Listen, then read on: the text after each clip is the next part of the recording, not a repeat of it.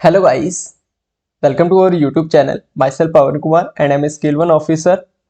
Then हमारी banking awareness की series में 14 पार्ट हम कंप्लीट कर चुके हैं। लास्ट हमने टाइप ऑफ चेक्स पढ़ा था।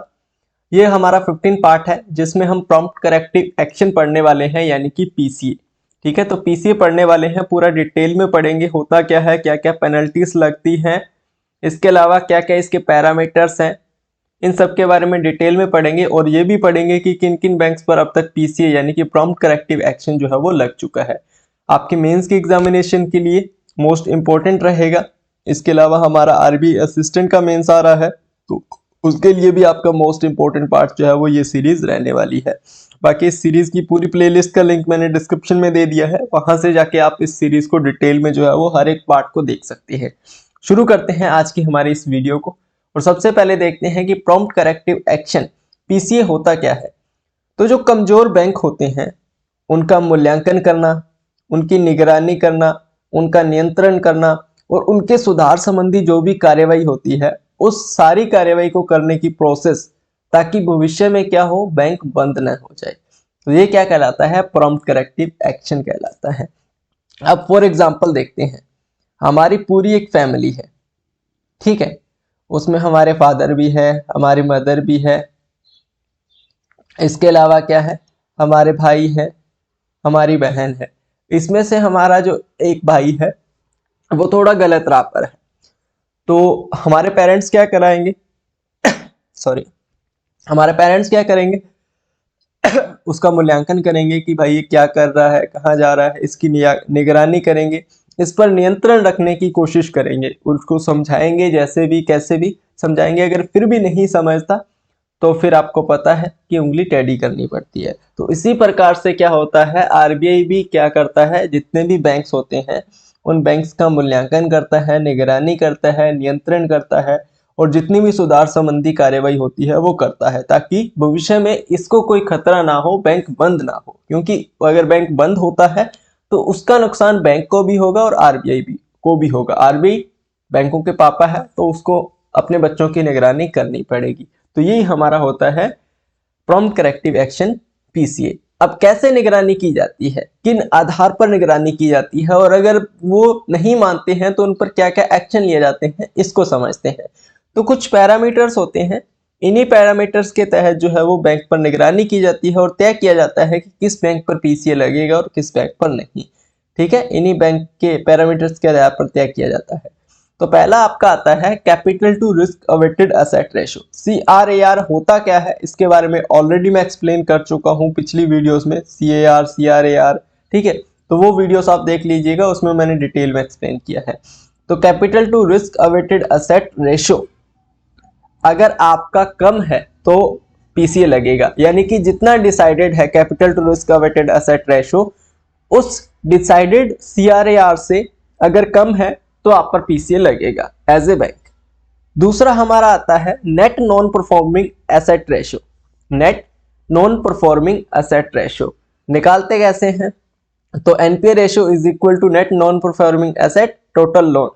ठीक है, तो इस प्रकार से जितना भी टोटल लोन दिया है उसमें से नेट नॉन परफॉर्मिंग एसेट जो है उसको अगर डिवाइड करेंगे तो हमारा एनपीए रेशो आ जाएगा।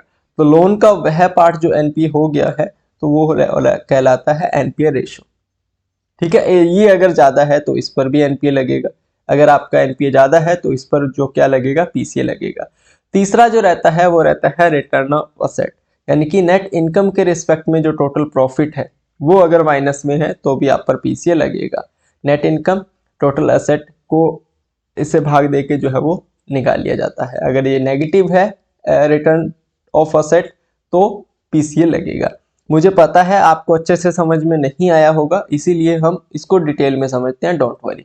अब एक पीसीए मैट्रिक्स देखते हैं, ठीक है, इससे आपको शायद जो है वो अच्छे से समझ में आएगा। छोटा सा टॉपिक है यार, एक अच्छा सा टॉपिक है लेकिन इंपॉर्टेंट है।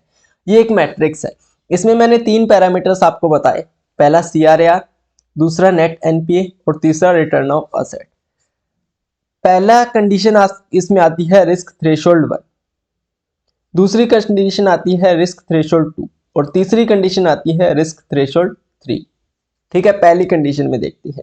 पहली कंडीशन में क्या होता है, अगर CRAR 10.875 से लेकर 8.375 तक आपको मेंटेन करना होता है। यहां से ये मिनिमम है और ये आपका मैक्सिमम है, यहां तक आपको मेंटेन करना होता है। अगर इससे नीचे आप मेंटेन करेंगे तो आपका ये लग जाएगा।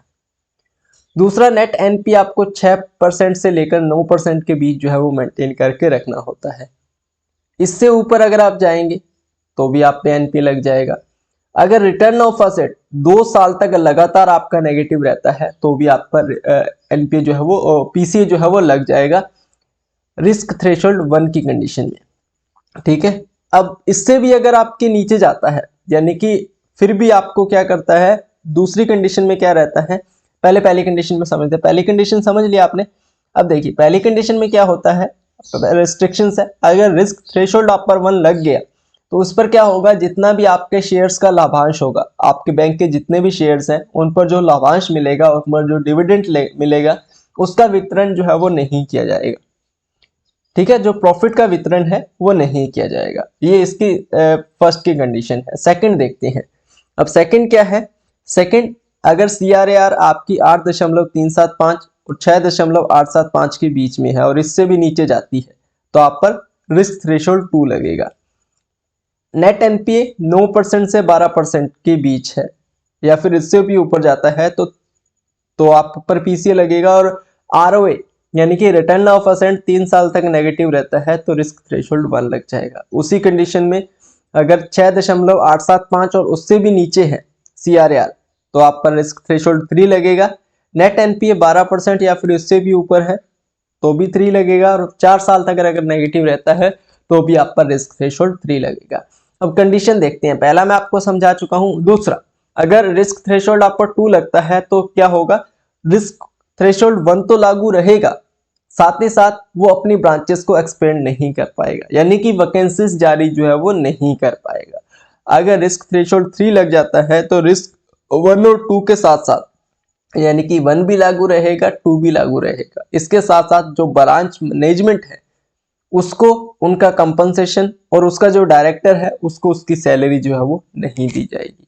ये रहता है पीसीए रेस्ट्रिक्शंस में।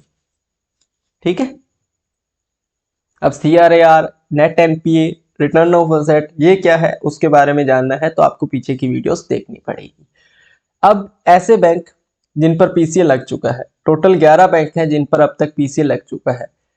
कौन कौन से, Allahabad bank, United bank of India, corporation bank, IDBI bank, UCO bank, bank of India, central bank of India, Indian overseas bank, OBC bank, देना बैंक और बैंक ऑफ महाराष्ट्र। ये 11 बैंक है जिन पर अब तक पीसीए लग चुका है। ठीक है, 26 फरवरी 2016 को 2 बैंक है जिनको पीसीए से बाहर कर दिया गया। पहला है इलाहाबाद बैंक और दूसरा है कॉरपोरेशन बैंक, यानी कि इलाहाबाद बैंक और कॉरपोरेशन बैंक, इन दोनों को जो है वो पीसीए से बाहर कर दिया गया। उसके अलावा देना बैंक का बैंक ऑफ बड़ौदा में मर्जर हो गया तो देना बैंक भी इससे बाहर हो गया।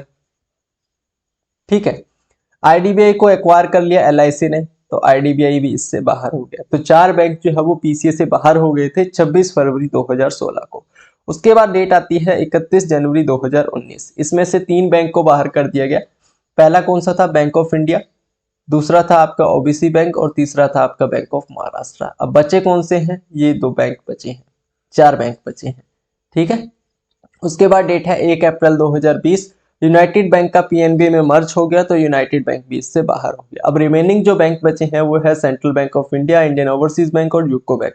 पीछे खबर आई थी यूको बैंक को भी इससे बाहर कर दिया गया। ठीक है, ये थोड़े पुराने नोट्स हैं पिछले साल के, तो आप चेक कर लीजिएगा। मे बी इन तीनों बैंक को भी पीसीए से बाहर कर दिया गया है। तो ये आपका पूरा एक टॉपिक था प्रॉम्प्ट करेक्टिव एक्शन का। थोड़े समय में जितना भी इंपॉर्टेंट पार्ट रहता है वो सारा इंपॉर्टेंट पार्ट मैंने कवर करने की कोशिश की है। होपफुली वीडियो आप सभी को पसंद आई होगी। अगर वीडियो पसंद आई है लाइक जरूर कीजिएगा।